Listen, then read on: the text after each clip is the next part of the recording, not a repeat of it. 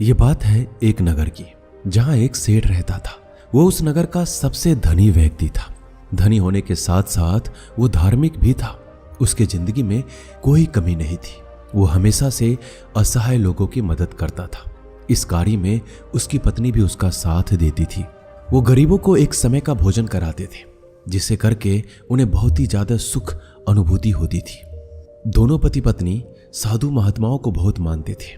उन पर उनका बड़ा विश्वास था।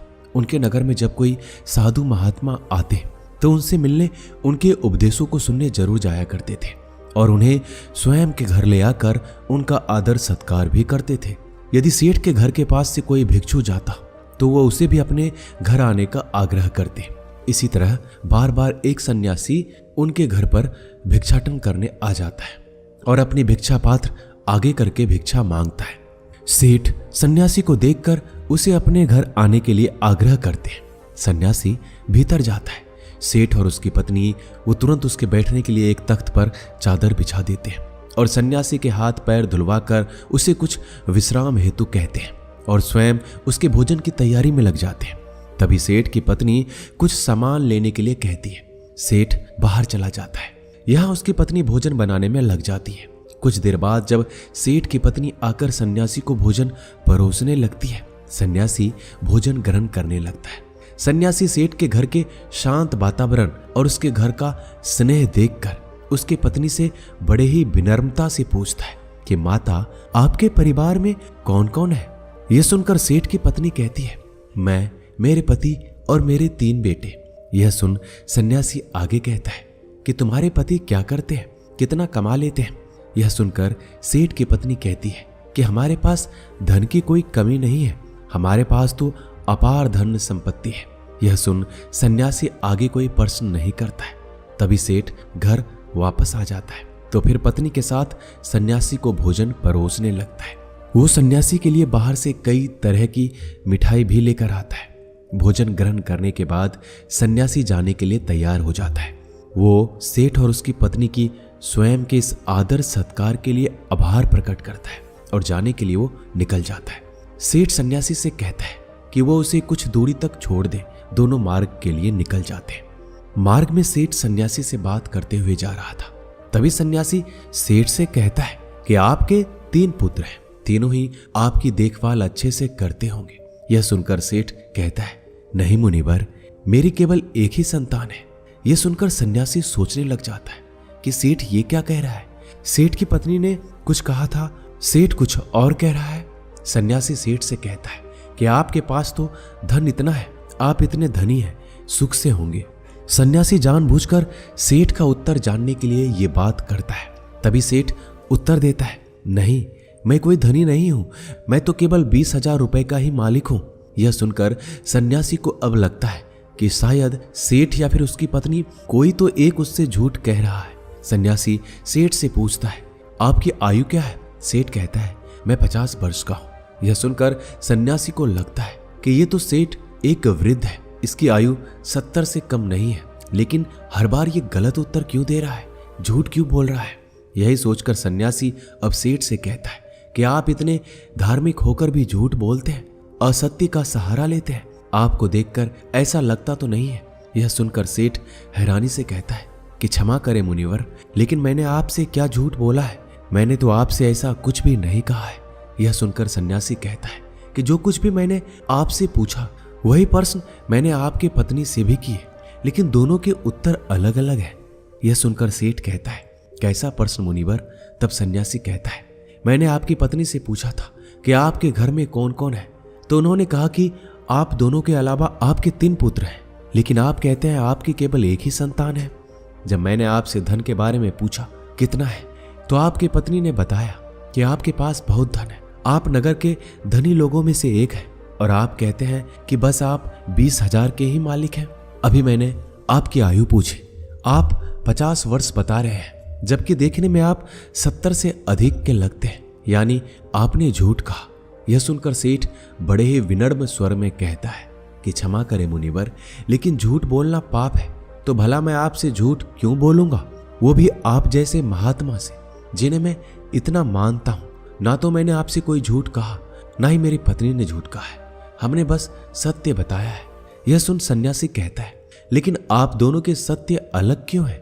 सेठ कहता है कि यह सत्य है कि मेरे 3 पुत्र हैं, लेकिन जो मेरी आज्ञा का पालन करता है वो केवल मेरा एक ही पुत्र है। बाकी दोनों को अपने माता पिता से कोई मतलब नहीं है। जो कुसंग में रहता है वो मेरा अपना कैसे? इसलिए मेरे लिए मेरी एक ही संतान है। आपका दूसरा प्रश्न था धन की बात, तो मुनिवर मेरे लिए वही धन अपना है जो मैं स्वयं के जीवन में उपयोग करता हूँ, और वो इतना ही है जितना मैंने बताया। बाकी सब जो है वो मेरा नहीं है।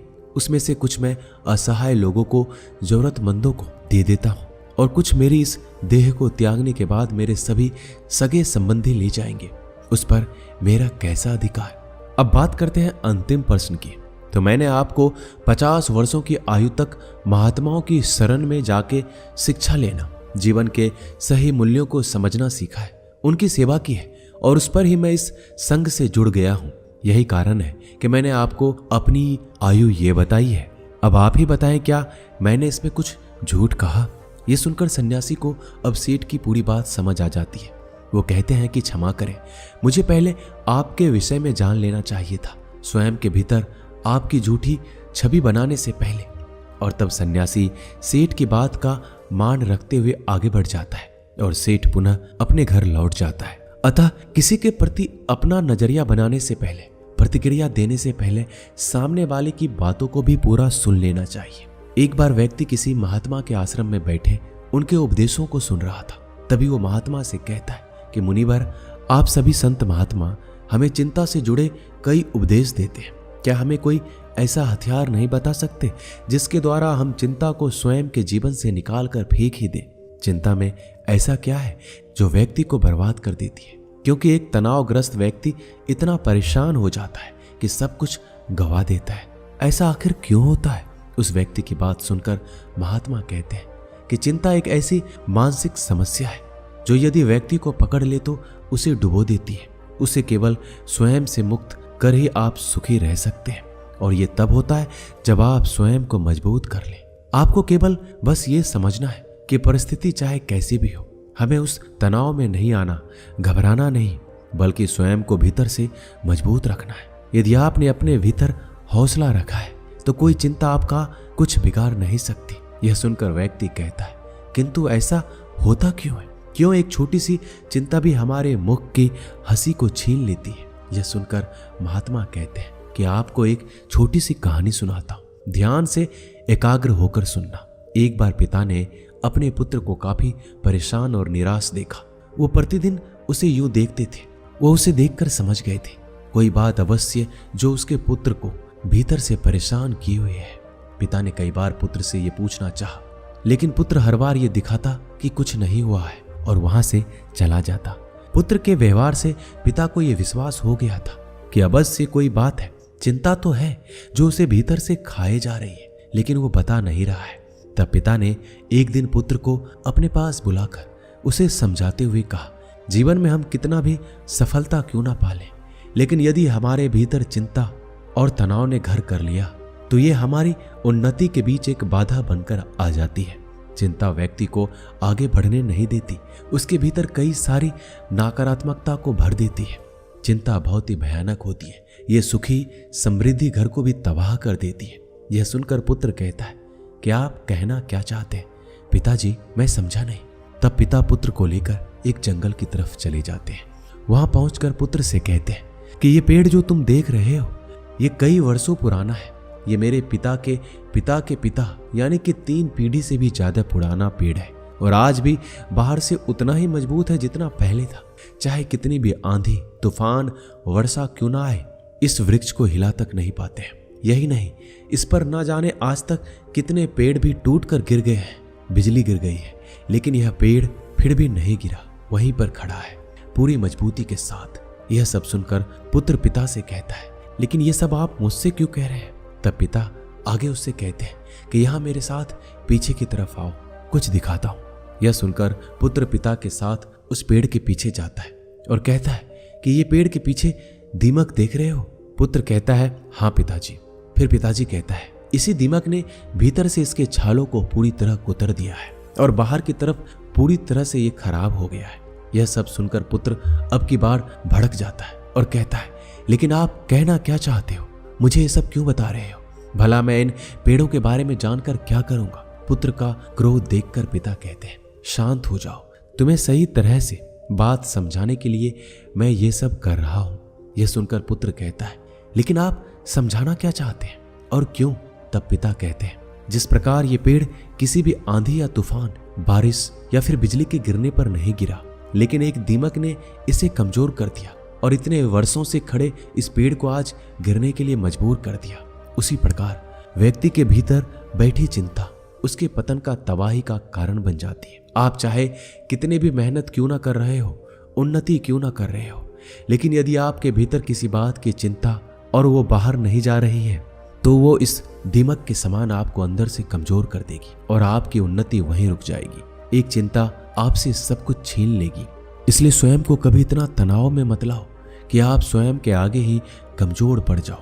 पिता की ये सब बात सुनकर पुत्र कहता है, लेकिन ये सब जानकर कोई थोड़ी करता है, परिस्थिति ऐसी हो जाती है।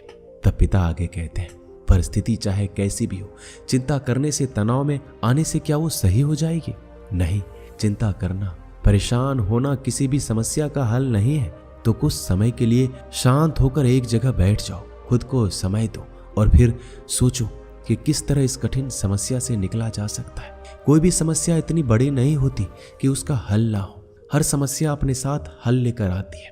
तुम्हारी समस्या का भी हल होगा, बस जरूरत है तो कठिन समय में स्वयं को साहसी बनाने की। पिता की इस बात को सुनकर पुत्र को उनकी हर बात का सही अर्थ समझ आ जाता है कि वो उनसे क्या कहना चाह रहे हैं। इस कहानी को पूरा करके महात्मा कहते हैं, क्या अब तुम समझे कि एक छोटी सी चिंता भी आपके जीवन को कितना प्रभावित करती है? यह सुनकर व्यक्ति कहता है, जी मुनिवर। महात्मा आगे कहते हैं कि चिंता, दुख, तनाव सब हमें कमजोर करते हैं। हमें इस तरह के जीवन पूरी तरह त्याग देनी चाहिए, और जो ऐसा कर लेते हैं स्वयं जीवन में सदैव खुश रहते हैं। जीवन में परिस्थिति चाहे कोई भी हो, समय कभी भी एक सा नहीं होता, हमेशा बदलता रहता है।